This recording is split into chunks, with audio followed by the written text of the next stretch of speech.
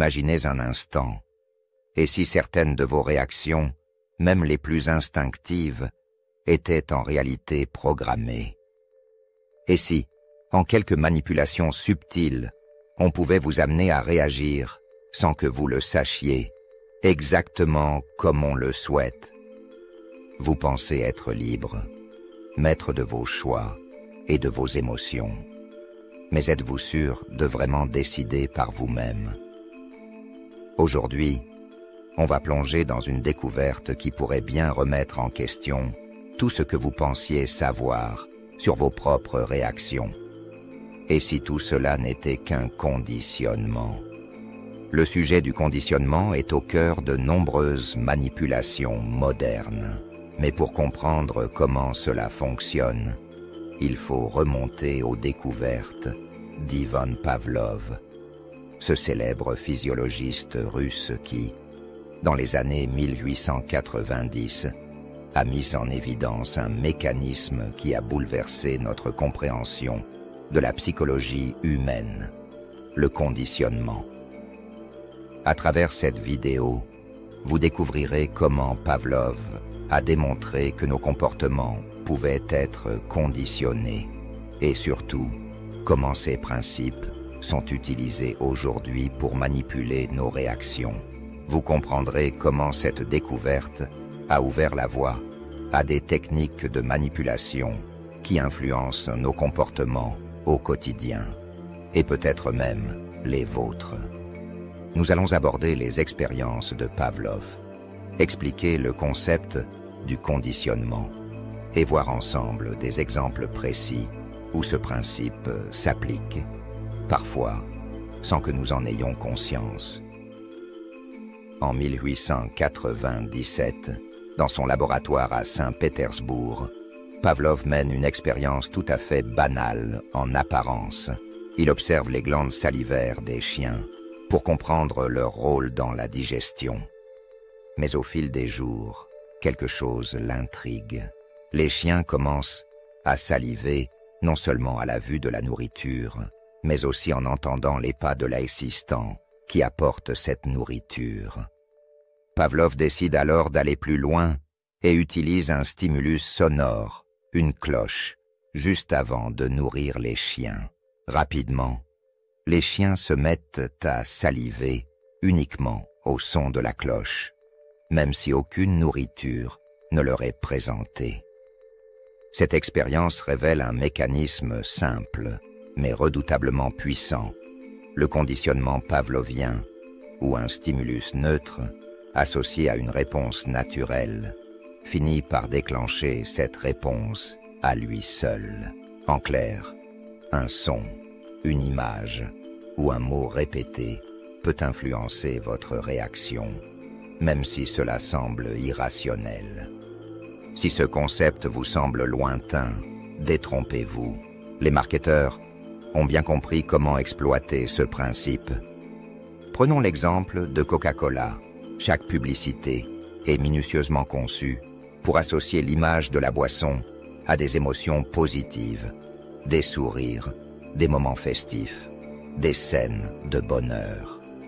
Ce n'est pas une coïncidence si, en voyant une bouteille de Coca, vous ressentez presque instinctivement une envie de bien-être. On associe l'image du produit à des émotions, jusqu'à conditionner notre cerveau à réagir positivement, rien qu'en la voyant. De nombreux experts en marketing, comme Robert Cialdini, auteur de Influence et Manipulation, soulignent que le conditionnement classique est au cœur de la stratégie publicitaire. Cette technique, née de l'expérience de Pavlov, se retrouve aujourd'hui partout, de la publicité à la politique, en passant par les réseaux sociaux. Dans notre ère numérique, les notifications sur nos smartphones sont devenues omniprésentes. Chaque vibreur, chaque son, chaque éclair de lumière est conçu pour attirer notre attention. Ce qui semble être une simple alerte pour un nouveau message ou une mise à jour est en réalité un puissant outil de conditionnement. À l'origine, L'idée était de rendre l'appareil plus interactif, mais cela a rapidement évolué en une stratégie de manipulation. Selon une recherche menée par l'Université de Californie, il a été démontré que nous vérifions notre téléphone en moyenne 150 fois par jour. Mais pourquoi cette dépendance? Chaque fois que nous entendons le son d'une notification, notre cerveau libère de la dopamine, l'hormone du plaisir, nous conditionnant ainsi à rechercher ce stimulus. Cette association entre le son de la notification et la récompense émotionnelle devient si forte que nous développons une impulsion presque irrépressible à répondre. Derrière ces technologies, il y a des experts en psychologie qui travaillent sur l'architecture de la persuasion. Un exemple frappant est l'approche de Facebook, qui utilise des notifications pour encourager les utilisateurs à interagir, créant ainsi une boucle de rétroaction où le simple fait de cliquer sur un « j'aime » déclenche une nouvelle série de notifications. Un autre domaine où le conditionnement s'illustre parfaitement est celui des supermarchés. Qui n'a jamais été attiré par une promotion bien placée? Ces offres sont souvent le fruit d'une stratégie bien pensée, qui s'appuie sur notre conditionnement psychologique. Prenons un exemple concret. Vous entrez dans un supermarché et êtes immédiatement accueilli par des affichages lumineux et des réductions sur des produits phares. Les études montrent que les promotions sont souvent placées à des endroits stratégiques, comme à l'entrée ou aux caisses, pour capter votre attention. Selon une enquête de l'INSEE, près de 40% des achats en grande surface sont impulsifs, souvent suscités par des promotions. Ces réductions temporaires déclenchent en nous une peur de manquer une opportunité, un mécanisme connu sous le nom de FOMO, Fear of Missing Out. En créant un sentiment d'urgence, les supermarchés conditionnent nos comportements d'achat, nous poussant à faire des choix que nous n'aurions pas envisagés autrement. Chaque produit en promotion devient un stimulus qui active une réponse émotionnelle. L'excitation d'un bon plan. En avril 2024, une campagne de communication, lancée par McDonald's aux Pays-Bas, a fait parler d'elle. Dans les villes d'Utrecht et de Leiden, des panneaux publicitaires, monochromes, rouges ou jaunes, situés à environ 200 mètres du restaurant, diffusent une odeur de frites pour attirer les passants. En respirant cette odeur alléchante, difficile de résister à l'envie de pousser la porte du célèbre fast-food.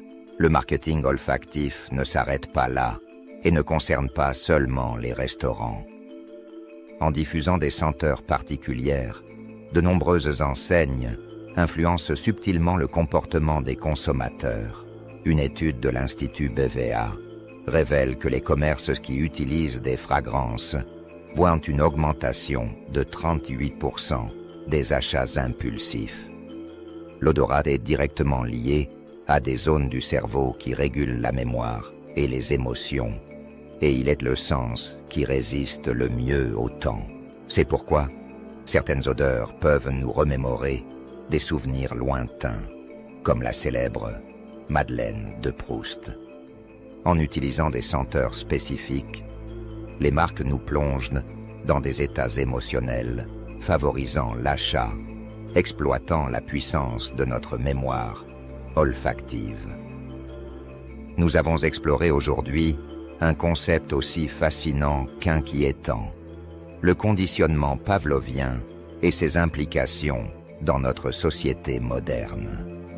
Ce que Pavlov a découvert à la fin du XIXe siècle continue d'influencer notre quotidien.